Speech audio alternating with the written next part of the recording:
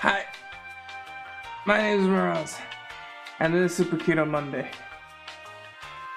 Roll the intro.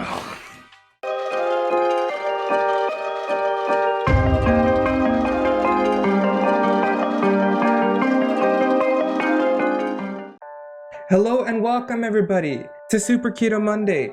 How are you doing? Have you been spooky yet? Halloween is only 3 days away and there's nothing but candy around. How are you feeling? How are you holding up? I'll admit, on my spooky time, I did indulge a little bit on the carbs. I know. Here I am, preaching about keto, how great it is. If it's so great, why are you still eating candy? Cause guess what? Candy is good, okay? It tastes great. But that's neither here nor there, alright? Like I said in my previous videos, I believe that during holidays or special events, you can get off keto. I think you're totally valid to do that. So I am not a hypocrite. I think. I don't know. But anyway, guess what we're going to be talking about today? We're going to be talking about big brain. Do you know what big brain is? Of course you don't, because you're small brain. I'm big brain.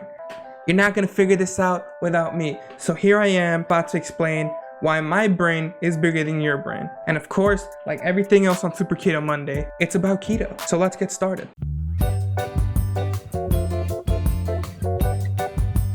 If you looked at all of these different diets, the biggest criticism you hear about keto is the 130 grams of carbs thing, which basically it comes down to this. If you get less than 130 grams of carbs, your brain can't function. At least that's what they say. This thing has even gone down on a report by the US Institution of Medicine's Food and Nutrition Board. And it goes a little something like this. The lower limit of dietary carbohydrates compatible with life apparently is 0, provided that adequate amount of protein and fat are consumed. And basically what that means is that as long as you're eating enough fat and enough protein, carbs are just not necessary. So with that being said, what happens when you go into keto? Well, there's two things.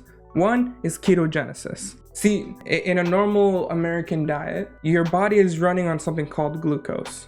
Glucose is the main thing that your brain uses as fuel. When your body is producing ketones, which is what happens in ketogenesis, your brain can't use that.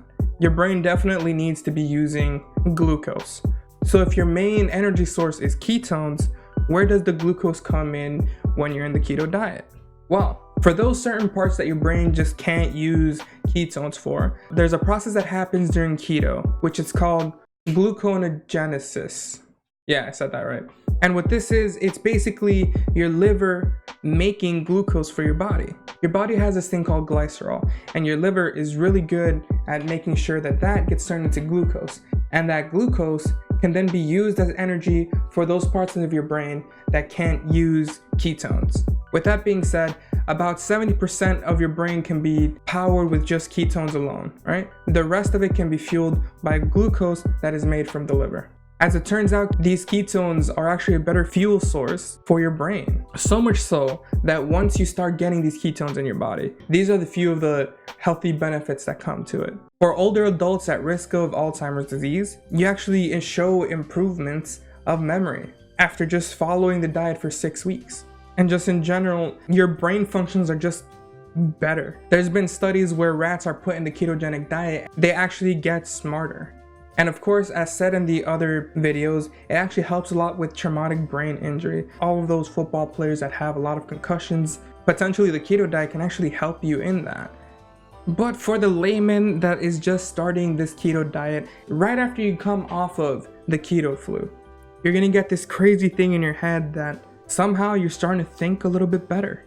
What I'm about to say is pure speculation. Every time that I go back on keto and I'm off of that keto flu, I feel like my IQ rose by like 20 points. So if you have a really dumb friend, tell them, hey, you should try this keto diet. And in a couple of days, they might actually get smarter. Think about that. The great thing about this diet is that it gives you that big brain. So that's one big part of this diet that doesn't get enough attention in my opinion, because although you are losing a lot more weight by doing this, the health benefits that come with this diet are actually really impressive. And just to prove how powerful this diet really is. You remember Felt from last week? He's been on the diet for about a week and he already lost 6 pounds. Although about half of that was water weight, it's still impressive because the weight loss is still reducing inflammation. And what that is just making sure that your face isn't super puffy all the time. A bit of a short video, but I had to get something done today and it was just a really busy week this week. So thank you for watching. I hope you liked the video and I'll see you next time. Don't forget to like and subscribe. Just do it!